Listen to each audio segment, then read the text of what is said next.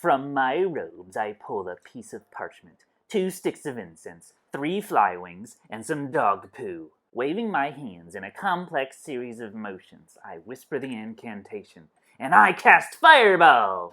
Okay, cool. The beholder laughs at you. Your spell doesn't do anything. Now make 4 saving throws, and if you fail any of them, you get disintegrated.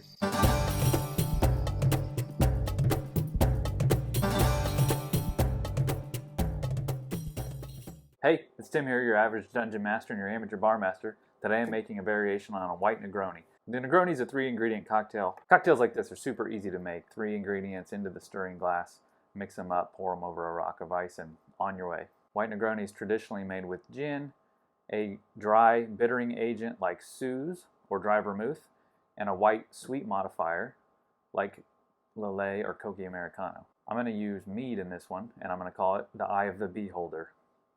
See what I did there? And now I'm going to crack my ice. I've got a couple big chunks in here, and I'm going to crack one of these into a smaller piece.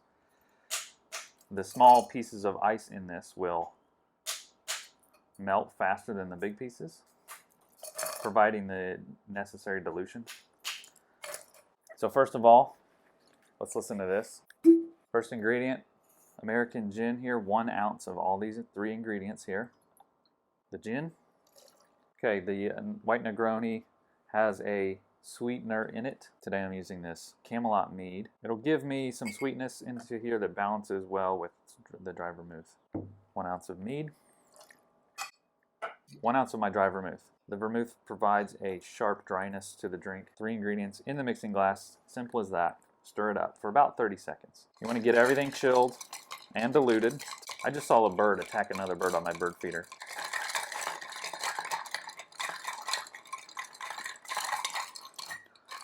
Okay, get my julep strainer and strain.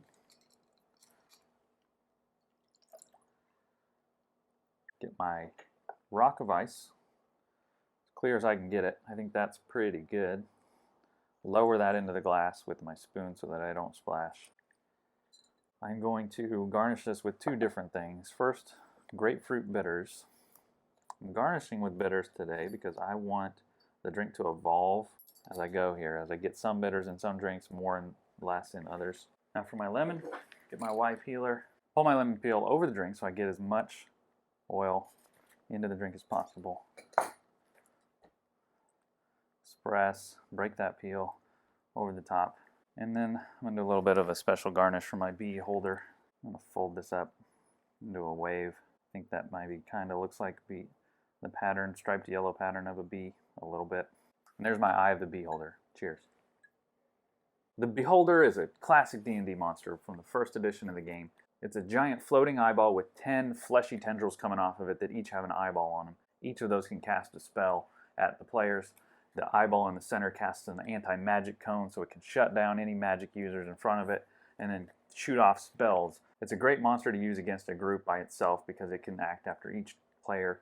So this right here is more of a classic Beholder with his eye tendrils coming off. This one has 6 eye stalks. And then this is a coronavirus Beholder that I painted up. This one has the true 10 eye tendrils coming off of him and that big center eye and huge toothy maw. I threw this at my players in a one-shot as a zombie Beholder. Turned a bunch of them into zombies. They started eating each other's brains. It was delicious chaos. They begged me never to use Beholder against them again. So it's just a floating eyeball?